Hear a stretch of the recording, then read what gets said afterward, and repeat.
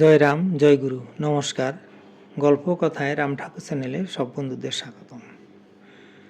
বন্ধুরা, আমি আজ আপনি ছাড়তে পারেন কিন্তু সে ছাড়বে না ঠাকুরের এই কথা প্রসঙ্গ ধরে শেষ পর্বটি আজকে আপনাদেরকে পড়ে শোনাচ্ছি।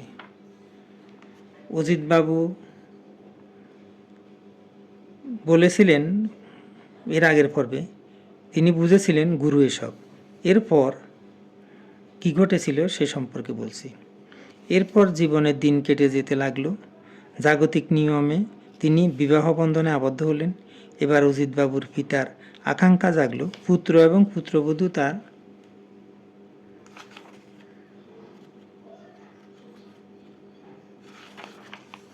গুরুদেব থেকে দীক্ষা গ্রহণ করলে বুঝি ভালো হয়। তার এই চাওয়ার পরিপ্রেক্ষিতে তিনি পরিবারের এই প্রস্তাব রাখলেন।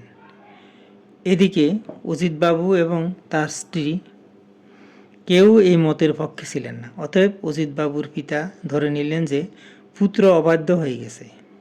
এবার তিনি বন্ধু হীরালাল বাবুর সঙ্গে এই ব্যাপারে আলোচনা করে পুত্রকে রাজি করানোর জন্য হীরালাল বাবুকে তাঁদের বাড়িতে নিয়ে এলেন। প্রকৃতপক্ষে হীরালাল বাবু এই বিষয়ে সম্মতি ছিল না।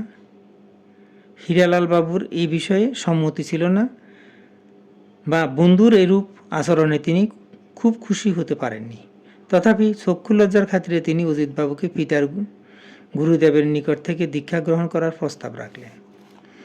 এখানে উল্লেখযোগ্য যে অজিতবাবুর স্ত্রী বিয়ের পূর্বেই তার মাতার নিকট প্রতিজ্ঞাবদ্ধ ছিলেন যে তিনি যখনই কোনো ঠাকুরের আশ্রয় গ্রহণ করায় ইচ্ছুক হবেন তখন যেন তিনি রাম ঠাকুরের আশ্রয় নেন। তার মা তাকে বলেছিলেন যে সবু, ছোটবেলা তোর খুব জ্বর হয়েছিল, 23 দিন জ্বরে ভুগেছিলি এবং তখন আমাদের পাশের ঘরের একজন মহিলা তোকে শ্রীরাম ঠাকুরের চরণামৃত খাওয়ানোর পর ভালো হয়েছিলি। মনে রাখিস, ঠাকুরের আশ্রয় নেবার ইচ্ছা হলে শ্রীরাম ঠাকুরের আশ্রয় নিবি। এই পূর্ব কথা স্মরণ করে অজিতবাবু স্ত্রীর পক্ষে শ্বশুরের বাঞ্ছা পূরণ করা অসম্ভব ছিল। অতএব অজিতবাবুর পিতার প্রস্তাব এবং হীরালাল বাবুর অনুরোধ এর কোনোটাই স্বীকার করার ইচ্ছা তাদের স্বামী স্ত্রীর ছিল না। এবার অজিতবাবু বাধ্য হয়ে নিজের স্বপ্নের কথা হীরালাল বাবুকে বললেন এবং তিনি হীরালাল বাবুকে প্রশ্ন করলেন, সেবার তো বাবার সঙ্গে আপনি চৌমনি গিয়ে আমাকে ঠাকুরের নাম গ্রহণ করিয়েছিলেন। এবার বলুন, ওই নাম কি তবে মিথ্যা? এবার হীরালাল বাবুর পুলকাশ্রু ঝরতে লাগলো। তিনি আনন্দে বিহ্বল হয়ে গেলেন দয়াল গুরু শ্রী সত্যনারায়ণের মাহাত্ম্য দেখে। তিনি বললেন, এরপর আমি আর কিছু বলতে পারি না। অজিতবাবুর পিতাও এবার শান্ত হলেন। তারা স্বামী স্ত্রী ও তাদের সন্তানগণ শ্রীরাম ঠাকুরের চরণ আশ্রিত। অজিতবাবু বলেন, তিনি এখনও ঘুমের মধ্যে নানা ধরনের অলৌকিক স্বপ্ন দেখেন এবং ঠাকুরের নাম স্মরণ করার সঙ্গে সঙ্গে সমাধান লাভ করেন। সদ্গুরুর কাজ হইল ভক্তকে উদ্ধার করা। ভক্ত নাম করুক আর না করুক, সদ্গুরু যিনি, তিনি তাহার ভক্তকে উদ্ধার করিবেনই। বন্ধুরা, আজ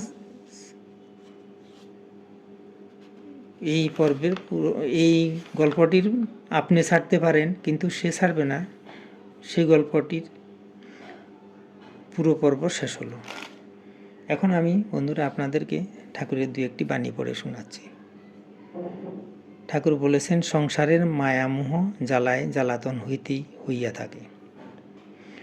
ঠাকুর আবার বলেছেন, সংসারের কালের চক্রেতে সততই ক্ষয় হইতেছে, ইহা স্বাভাবিক। এই জন্য শোক সন্তাপ না করিয়া কেবল নাম করিয়া সংসারের কালের হাত হইতে ত্রাণ পাইবার চেষ্টা করিবে।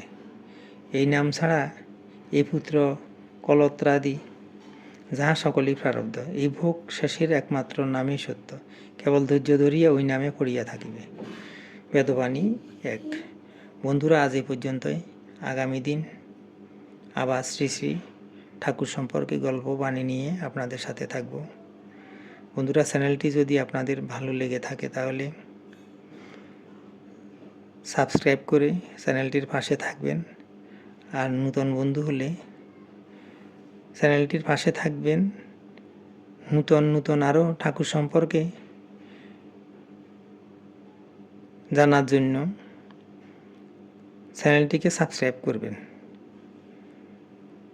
আর বেশি বেশি করে লাইক, শেয়ার, কমেন্ট করবেন। ধন্যবাদ।